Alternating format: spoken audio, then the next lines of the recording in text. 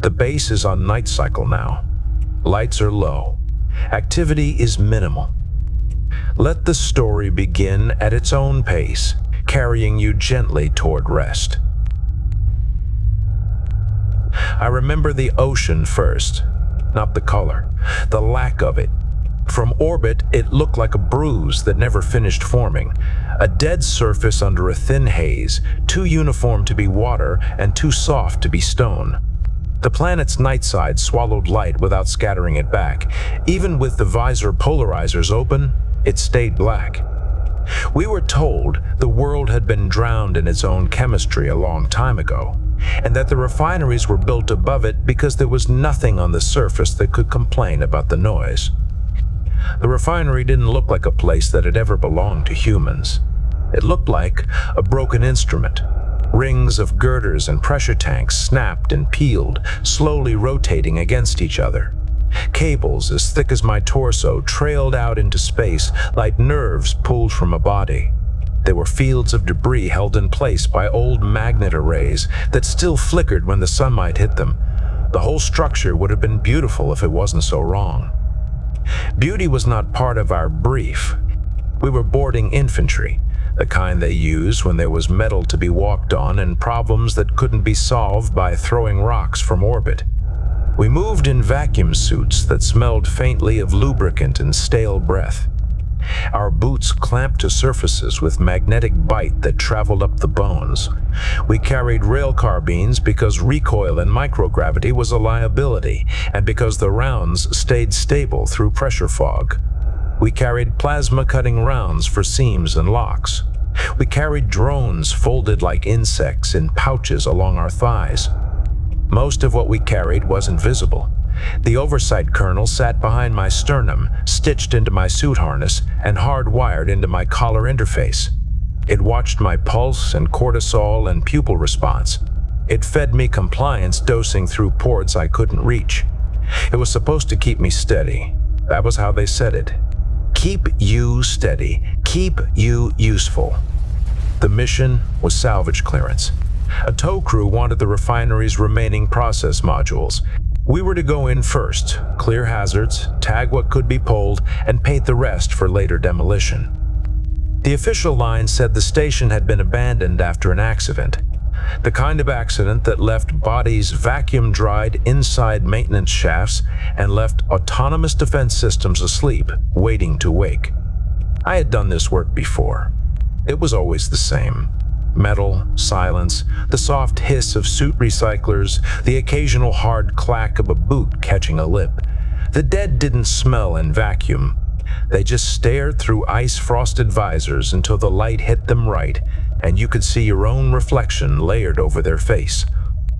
We made entry through a torn docking collar that had been cut open from the inside. That detail sat in my mind like a splinter. The metal was peeled outward, pedaled, sabotage, or panic. Either way, someone had wanted out badly enough to do it without decompressing properly.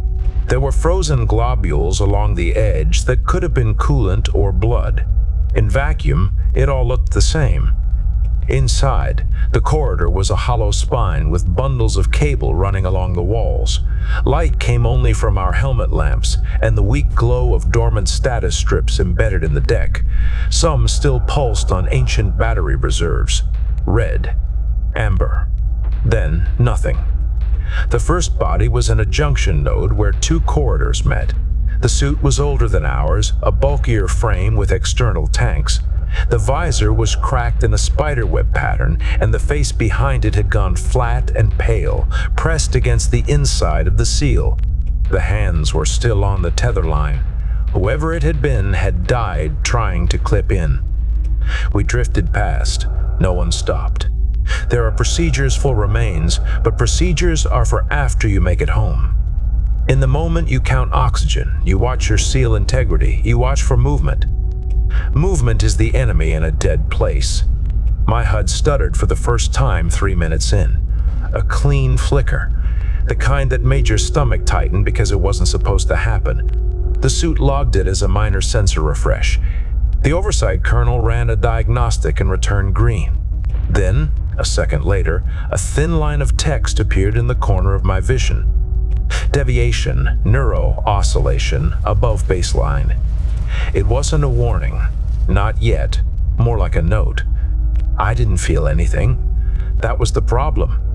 When they tuned you for this work, they smoothed the peaks. Fear became a mild pressure in the chest. Anger became a small warmth. Memory became a list of facts without heat.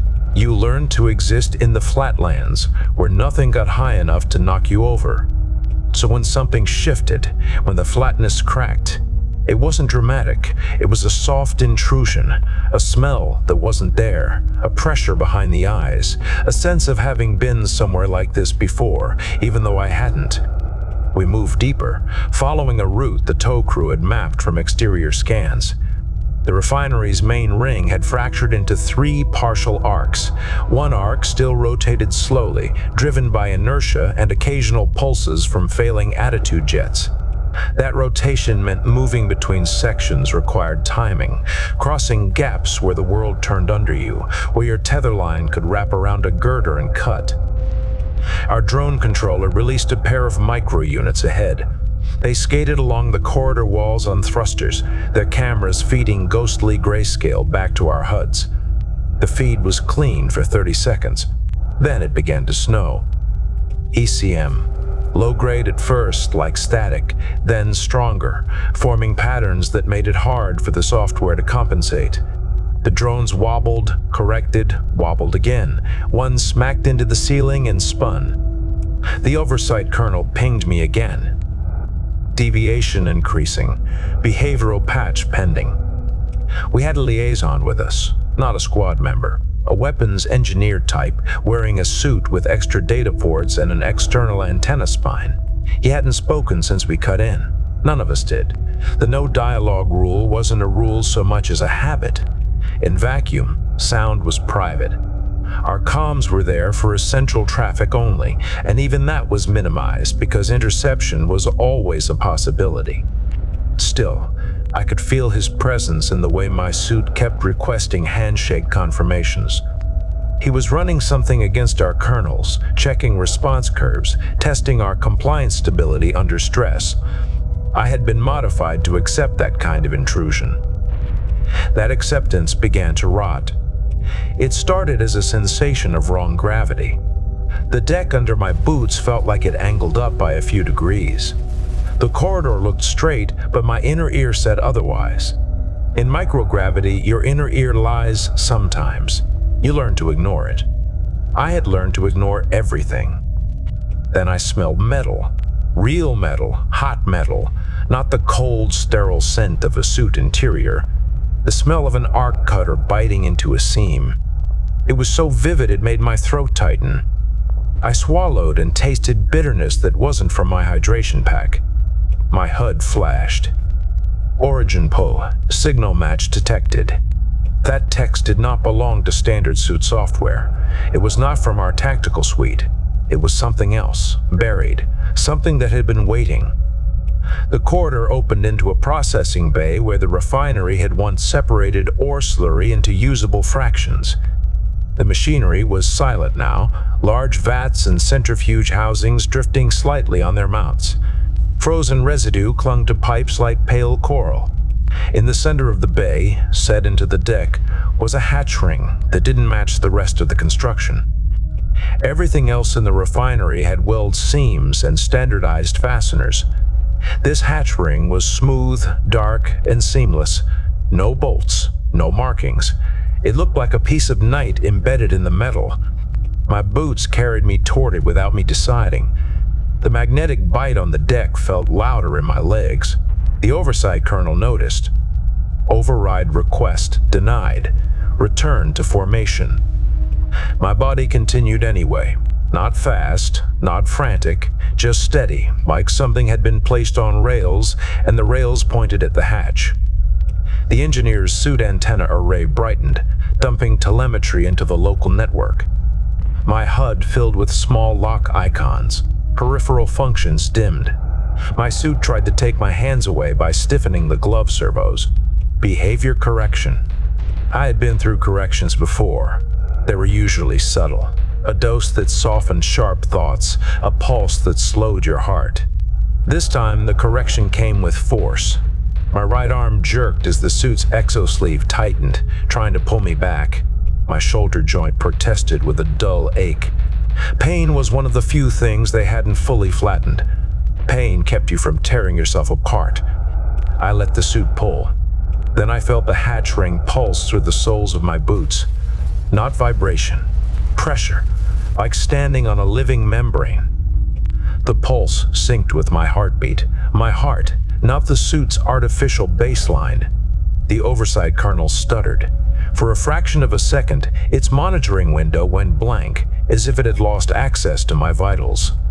In that blank moment, I moved my left hand and reached down. My glove touched the hatch ring. The surface was colder than vacuum. That shouldn't have been possible. Vacuum is absence. Cold is lack of energy. This felt like negative energy, like the surface was pulling warmth out of my suit through the insulation. My glove servos froze for a half second, then recovered. My HUD flooded with alerts. Interface event. Unauthorized contact. Compliance failure. Patch deployment initiated. Then the hatch ring opened. Not by splitting, not by retracting. It simply ceased to be solid in the center, turning into a hole that ate light. Air did not rush because there was no air. Frost did not flake because there was no frost. The hole was perfect. Below it, a shaft descended into darkness. Not refinery darkness, industrial darkness that your torch can cut. This was an absence that swallowed the beam. My helmet lamp shone down, and the light came back weaker, as if it had been absorbed by distance that shouldn't fit inside the station. The engineer's telemetry spiked. The drones tried to angle cameras down. The ECM rose in intensity, and my HUD filled with static again. Then the refinery woke. A soft chime ran through the corridor status strips, a power-up tone too smooth for human design. Lights along the bay's edges flickered and then held steady, a pale white that made the metal look diseased. Somewhere deeper in the structure, machinery began to turn. Not big centrifuges, smaller components, servos, latches, things that had been waiting for a signal. The first turret activated above the bay's far door. It was a compact unit with a swiveling barrel cluster built to fire in vacuum. It rotated, hesitated, then painted the engineer's suit with a thin targeting line. The turret fired. In vacuum, there was no bang, just the recoil shudder of the turret mount and the flash of muzzle bloom. The engineer's suit took 3 impacts across the chest plate. The rail slugs punched through composite, through underlayer, and out the back in a spray of glittering fragments. His body didn't fall. It jerked, spun slowly, tether lines snapping taut and then twanging as the body drifted. A cloud of dark mist puffed out and froze into beads. The beads drifted like slow hail. Our unit responded the way we had been trained. We fired, rails, plasma cutting rounds. The turret took impacts, its casing denting, then rupturing. It died without drama, slumping on its swivel. 2 more turrets came alive in the ceiling trusses. A swarm of micro-drones poured from vents along the walls, like a nest had been disturbed. They were not ours. They were small, disc-shaped, with cutting edges and puncture needles. They flew with purpose, ignoring our suppressive fire, darting toward visor seals and joint gaps. One hit the soldier on my left. It latched to the side of his helmet and began to drill. His suit alarms flashed red. He swung an arm, trying to scrape it off, but the drone's cutting edge bit into his glove. He lost 2 fingers before he managed to crush it against the wall. The severed fingertips floated, tumbling little pale fragments inside torn glove material. The drones kept coming. We moved for cover behind a processing vat.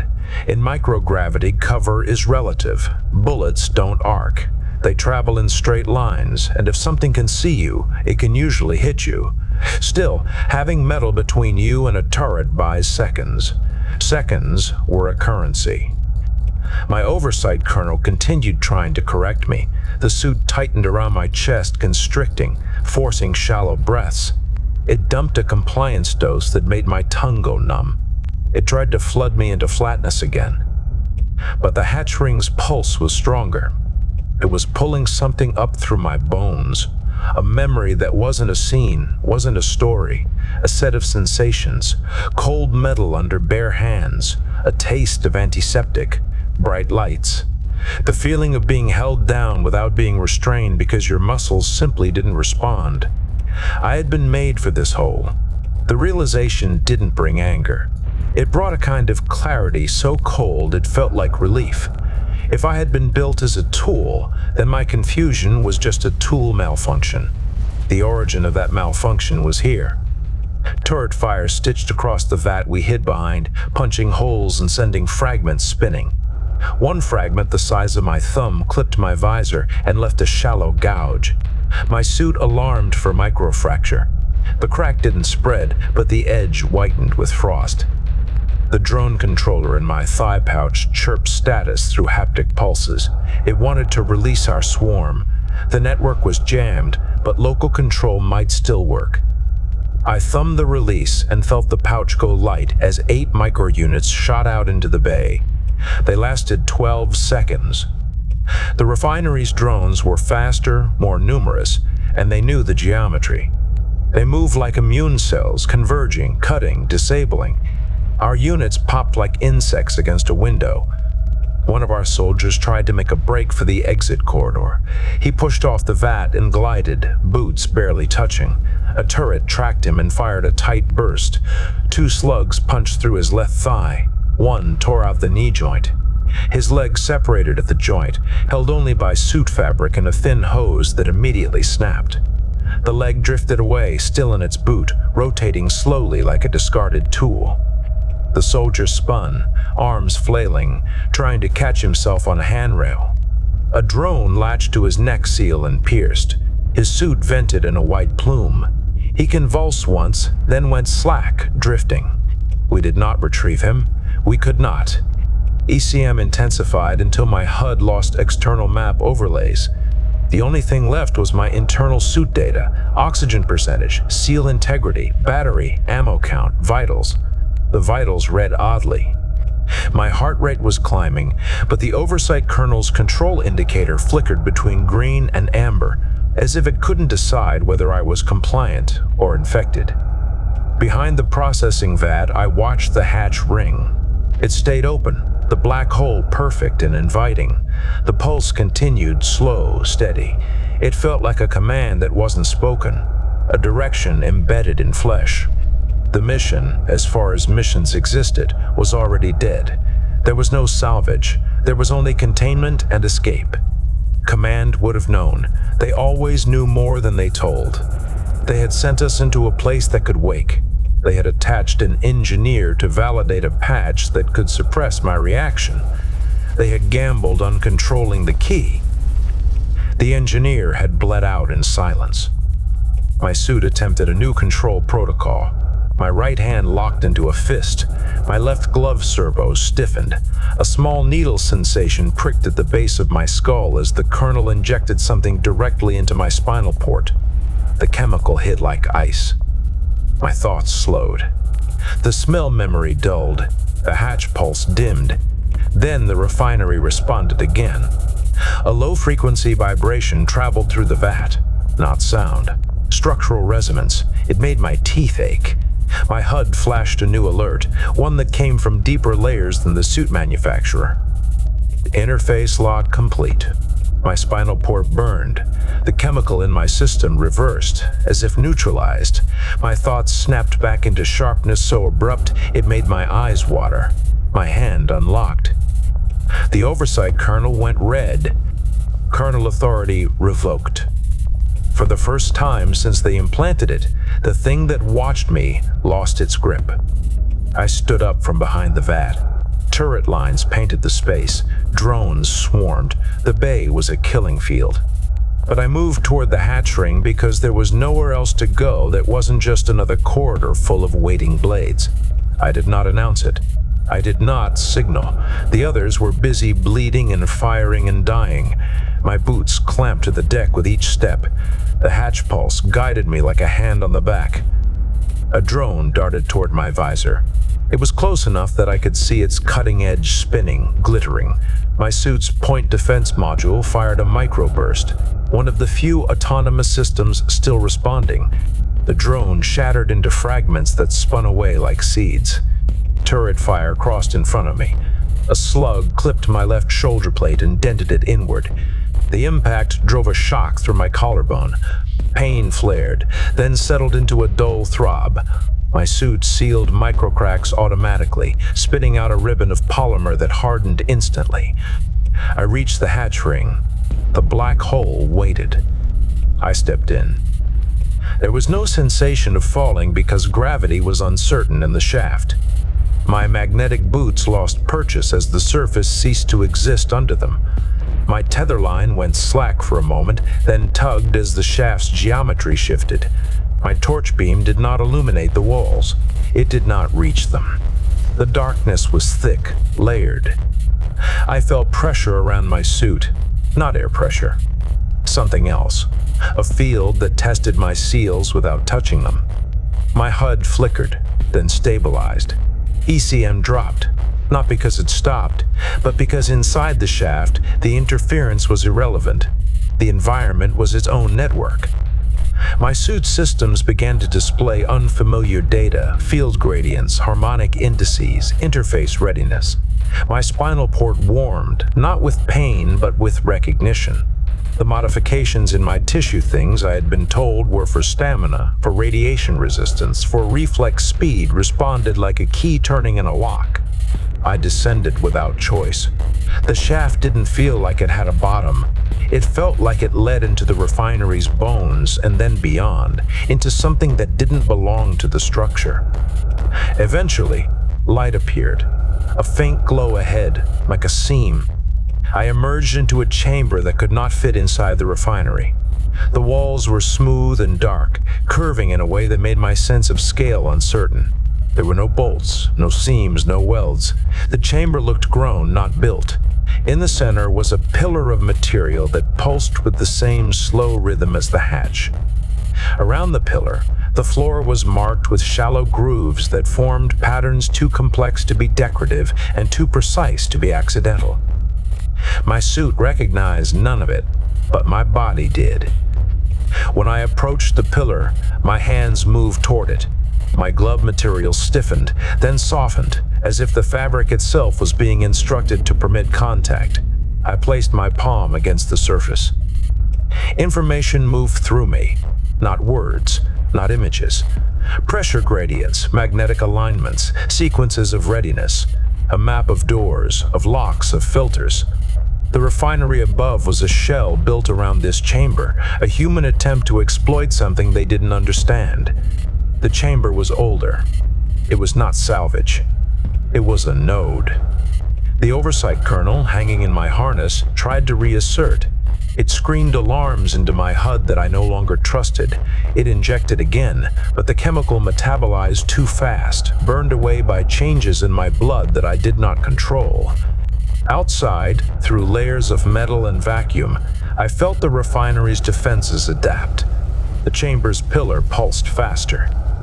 The node had recognized my touch and was waking fully, pulling energy from reserves hidden deeper. It was doing what it was designed to do.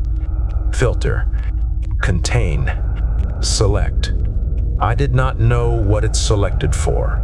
I only knew it selected for me. A new alert blinked across my HUD, not from my suit, but from orbital traffic monitors that still had line of sight. Orbital heat signature increase. Kinetic package tracking. Time to impact short. Command was sterilizing. They had decided the node was compromised, or that I was. They were going to remove the entire refinery and everything in it from existence. No salvage, no witnesses, no uncontrolled keys. I stayed with my hand on the pillar, not because I wanted to die, because there was nowhere else that mattered. If I ran back up, I would die in the bay under turret fire or in decompression. If I stayed, I might at least understand one piece before the end. The pillar's pulse synced fully with my heartbeat. My visor displayed a final layer of data, a readiness state, an opening condition, a path. The chamber's far wall became translucent, not physically, but in perception. My suit sensors began to return depth where there had been only dark curve. There was a seam, a door. The door opened. Beyond it was not more refinery. It was a corridor of the same dark, smooth material, leading away. The corridor's geometry made my stomach lurch. It seemed to curve through space in a way that did not match the station's rotation. It was a passage that did not care where the refinery was. This was the broader system the investigators always dream of finding, not a single artifact, a network. I stepped away from the pillar and moved toward the open corridor. My suit logged the movement as a deviation. The colonel tried to lock my joints again. It failed. The corridor's field wrapped around me like a hand closing. Behind me, above, the refinery shuddered. Even through layers of metal, I felt the impact of the first kinetic package, an orbital rod or penetrator. In vacuum, there was no roar, but there was vibration. The station's structure flexed. Debris cascaded. The chamber's light flickered. The second impact came closer. The chamber's ceiling rippled. The pillar pulsed wildly, as if in distress or acceleration. The door corridor's edge hardened, the seam narrowing. I crossed the threshold. For a moment, there was no sense of motion. Then there was a sensation like pressure equalizing, except there was no air. My suit's external temperature dropped, then rose. The HUD lost all orbital markers. The only stable data were my internal vitals and a new coordinate system that meant nothing to me. My oxygen readout blinked. A leak had opened somewhere in my left shoulder from the earlier turret hit. The seal foam had held, but the transition through the corridor stressed it. I could feel cold along my collarbone, a prickling sensation. I checked the suit's integrity log. The leak was minor but persistent. Oxygen would drain slowly. I had maybe 15 minutes before hypoxia made thinking impossible. Behind me, the corridor seam narrowed further. The light from the chamber dimmed. The refinery's death tremor traveled through the corridor like distant thunder you can feel in your bones. Then the scene closed. I was alone in a dark passage that did not belong to any human map.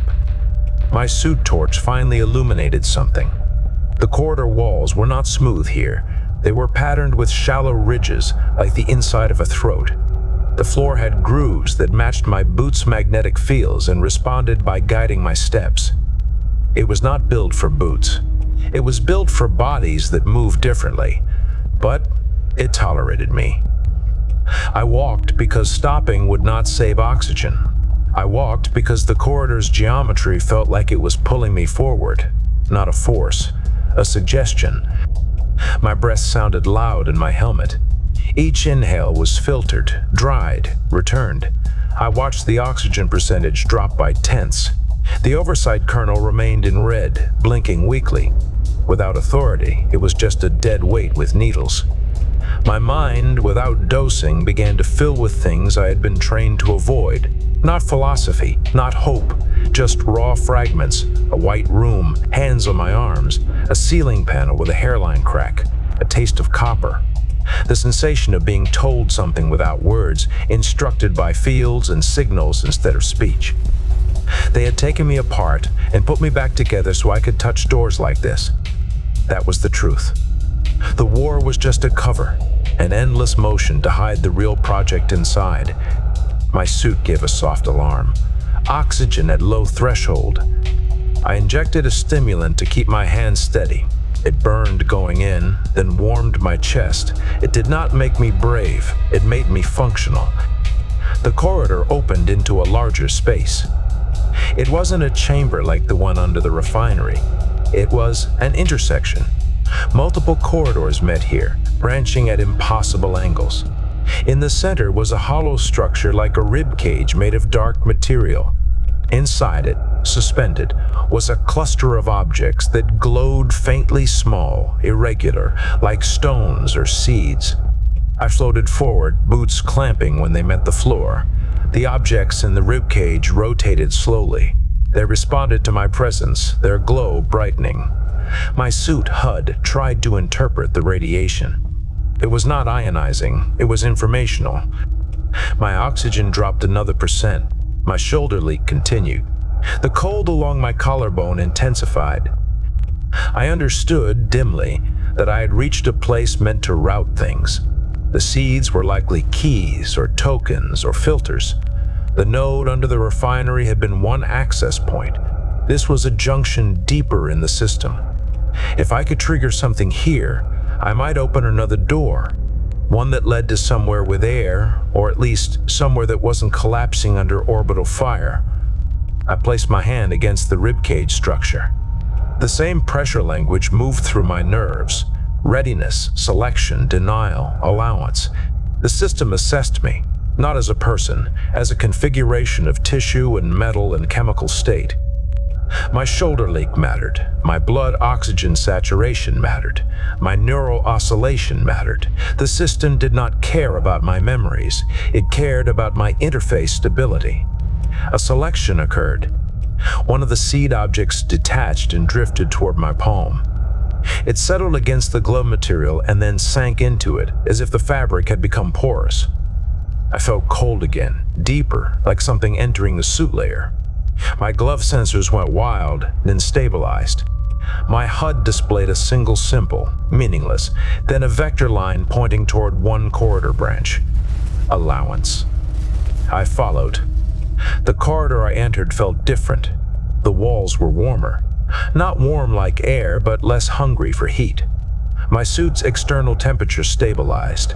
The oxygen drain continued, but slower, as if the system was reducing pressure gradients around my leak. It was helping, not out of kindness, out of function. My vision began to tunnel at the edges as the oxygen percentage dropped below safe. The stimulant kept my limbs from shaking, but it could not replace air. Each breath felt thinner, like drinking water through a clogged filter. The corridor ended in a surface that looked solid. No seam, no door. I pressed my palm seat inside glove against it. The surface softened and the door opened. Light spilled through, harsh and white. Not refinery light, not chamber glow. Sunlight. I stepped through and my boots clamped to a metal surface that vibrated with active machinery.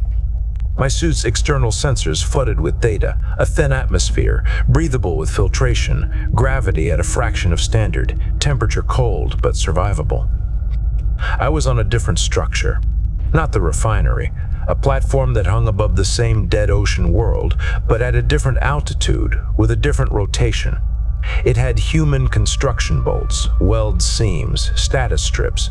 It smelled of lubricant even through the suit filters. A service platform, a maintenance ring, something like a waypoint. My suit's comms tried to ping orbital net. Nothing. ECM still blanketed the region, or I was out of range. I looked up. Above, far away, a bright cloud of debris spread where the refinery had been. It glittered in sunlight like powdered glass. The orbital sterilization had done its work.